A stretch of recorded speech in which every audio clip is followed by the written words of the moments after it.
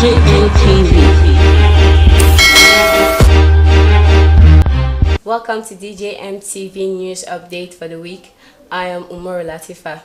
And if you're watching us for the first time, please subscribe to our YouTube channel at DJMTV and also click on the notification bell for more superb videos. On this one this morning, it's about APC governors and a national APC leader. Tinubu plan to meet to plot Ize-Iyamu's victory. Ahead of the September 19 governorship election in Edo State, governors elected on the platform of the All Progressive Congress APC party, a national leader of the party, Senator Bola Tinubu, and other leaders are billed to meet soon to strategize on how to ensure victory for the party's governorship candidate, Mr. Osaige Ize-Iyamu. A close source to the party's hierarchy reported this during the weekend. One of the governors, who is also a member of the newly constituted caretaker committee of the party, also said that the expected meeting is in line with President Muhammadu's Buhari direction immediately after the last National Executive Committee meeting (NEC) at the party recently in Abuja for the party to work towards reclaiming Edo State. It lost to the PDP with the defection of the governor, Mr. Godwin Obaseki. Our National Executive Committee (NEC) meeting at the Villa recently, we ratified the candidature of Pastor Osaige Ize-Iyamu based on President Muhammadu Buhari's recommendation, and the president also directed that we should mobilize all the party's organs and ensure we deliver Edo State for APC. And in line with that, we are consulting all the APC governors, party's leaders, especially our national leader Bola Tinubu and other party stakeholders on the need for us to meet very soon. Already, the campaign council has been constituted and members will be inaugurated this week, the governor stated. He added that the party has also a little job to do because of the popularity of the party's candidate. Pastor Osaige Ize-Iyamu is a grassroots politician. He is at home with the politics of the state. As the leader of the opposition in Edo State in the last two general elections, he made things very difficult for us. Now we are happy he has come back home, and with all our full support, he will deliver Edo State to APC, the governor stated. Responding to the plans by the caretaker committee to dissolve some troubled state executive of the party, he said the committee was yet to take a position on the issue.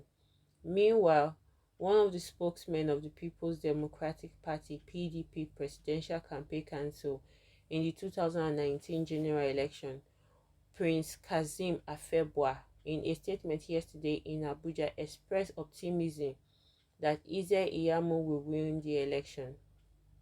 Pastor Ize-Iyamu's comportment, diligence at delivering responsibilities, sense of organization and marksmanship are direct opposites of Governor Obaseki's combative style laced with blackmail, pretentiousness and over-sanctimonious. Democracy talks about constructive engagement and collective bargaining. It preaches inclusion, not exclusion. It reinforces participation, involvement, and collectivity. Obaseki is the opposite of what an ideal democratic situation should be. His politics is destructive, exclusive, and demolishing, he stated. Ize-Iyamu denies pouring acid on students as undergraduates. Ize-Iyamu has denied pouring acid on a fellow student when he was an undergraduate at the University of Benin.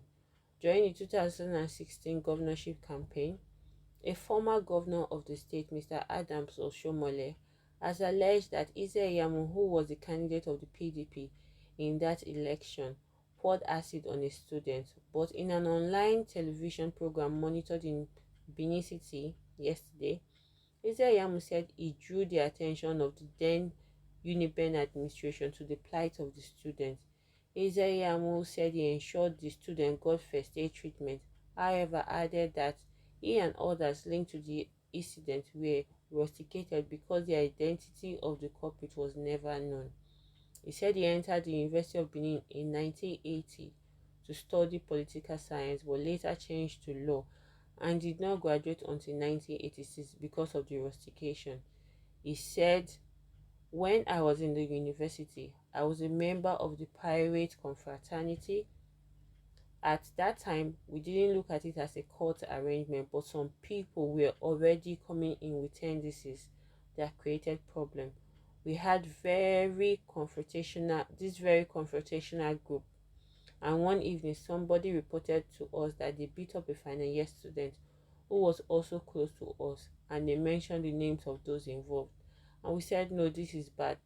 Don't also forget too that I was a prominent student union leader, very prominent in the student union congress. So I and some persons who heard about this complaint said, let's go and see the people concerned and talk to them. We went there and met with the people concerned. They opened the door for us and we were discussing the matter under a very cordial atmosphere, only for some people to come in. And before we knew it, there was smoke in the whole place, and somebody shouted acid, and somebody was shouting and screaming. It was then I realized that somebody has poured acid on another. And quickly I rushed to the security post. I brought them in and we took the young man to get first aid treatment. Of course, the school set up an inquiry and the person that was affected admitted that I was the one who brought security agents and that I was able to take him in for medical attention. I asked who poured it and he said he didn't know. He said he knew the face but does not know his name, and nobody appeared to know the name. And the university said, you people don't want to mention the name, we are going to sanction all of you involved. And before we knew it, they expelled us. But the reason they gave was that they were expelling us for belonging to a proscribed organization. But the long and short of it is that we were on it for 2 years till 1986, when the Senate held a meeting and said these guys have been punished enough, that if you look at the record, they were not the ones that committed what happened. So we were called back, graduated, and then went to the law school, he stated. In the People's Democratic Party (PDP) camps, Mr. Godwin Oshomole said he can rely on at least two senators of the Federal Republic of Nigeria in ensuring victory for his governorship election. He said he can get their support because they are still serving their respective senatorial districts and they are still very close to their people whom they represent. The Edo State governor is seeking re-election for another term, and he has chosen the People's Democratic Party after a protracted crisis that made him leave the APC. Edo State has three separate districts, namely Edo South, Edo North, and Edo Central Senatorial districts. This means Edo State, just like all other states in the federation, has three senators. The People's Democratic Party in the last general election won 2 out of the 3 districts in the state, and this will surely boost Obaseki's chances because the senators will surely work for the success of the PDP and its governorship candidate. The senators are Mr. Matthew Urogide, which controls the senatorial district, also Senator Clifford Odia. With these two senators, respectively, Governor Godwin Obaseki is sure to have a great deal of chance at winning the election because these two senators beat their respective candidates or opponents during their last senatorial election, which leaves APC with just Edo North. So with that, in chance or with that in place, the governor is said to have full confidence with the powerful senators backing him in ensuring he wins this election come September 19, 2020. Also, reaching us from Ondo State is that Ondo SSG resigns. Since The February secretary 2017 till date. His Excellency Engineer David Umahi has redefined the concept of farming in Ebonyi State. Ebonyans no longer see farming as business of the old. The first governor in Nigeria to introduce road construction with concrete pavement of 8 inches, which he did over 300-kilometer roads, first of its kind in Nigeria. The governor of the state that built the biggest ecumenical center ever built by any government in Nigeria, with main bowl of 5,000 capacity, about 2,000 capacity smaller bowl, with modern lift escalators and offices and accommodation. The governor of the state that built the longest and most aesthetic flyovers in the southeast, with 3 number of such, having a total of 96 span built in 3 years, and has commenced another construction of 8 flyovers in strategic junctions and major highways of the 3 senatorial zones. The first governor in Nigeria to build a glass bridge tunnel with 16 spans with aesthetic lights that shines in the night. The governor of a state with street lights that shine 12 hours daily, performing optimally at the state capital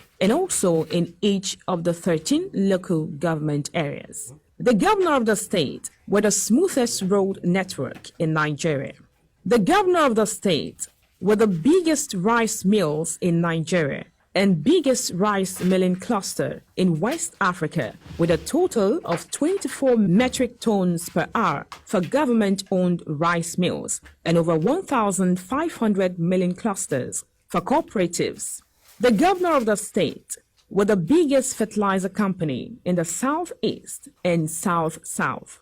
The governor of the state that built the most amazing and sustainable fountain in the southeast, 7 in number at strategic locations.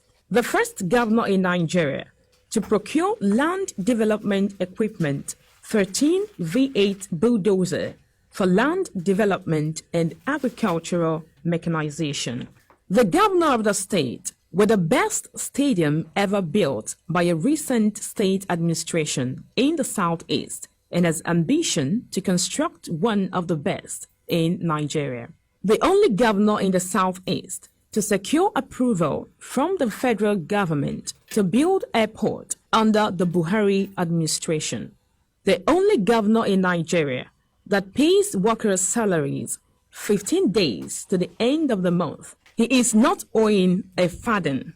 The governor of the state with the biggest mushroom farm in Nigeria. The first governor in Nigeria to introduce 1 man 1 hectare agricultural policy for public office holders, civil servants, and farmers who participate in the state government agricultural programs.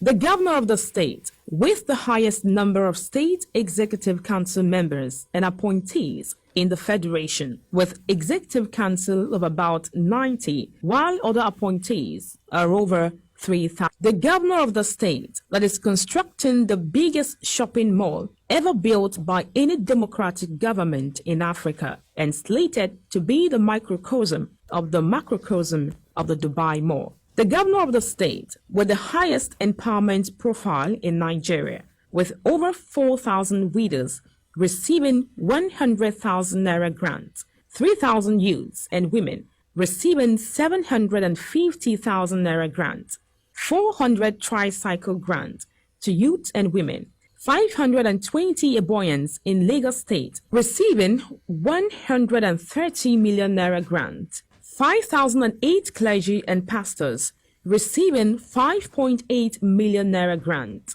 403 wives of security agencies receiving 80,600,000 naira, all to go into entrepreneurial program.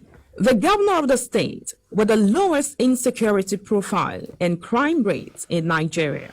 The governor of the state that has the local government area out of the 774 that was adjudged by NUC as having the highest number of undergraduates admitted into the university system in 2017. The governor of a state with the biggest state pulverization machine in Nigeria with 200 empty tons capacity per day. The governor of the state with the biggest and best Lassa fever and virology center in the country and the only one in the southeast and most medically equipped VVF center in the southeast. The governor of the state with the biggest single international market in the southeast. The governor of the state with the neatest and most beautiful capital city in Nigeria. The governor of a state with the most effective aesthetic roundabout with fountains in Nigeria. The governor of the state with the fastest growing economy in the southeast. The governor of the state with the highest number of electronic lead in the southeast. Through the family succor and upliftment program of his wife, Her Excellency Chief Mrs. Rachel Ogonna Umahi, the governor has given over 40% affirmative action to the female folks. All of these achievements are made possible because Engineer Umahi came through divine mandate platform, and like the David of the Bible, he makes praise, worship, and prayer the official hobby and spiritual anchor of his administration.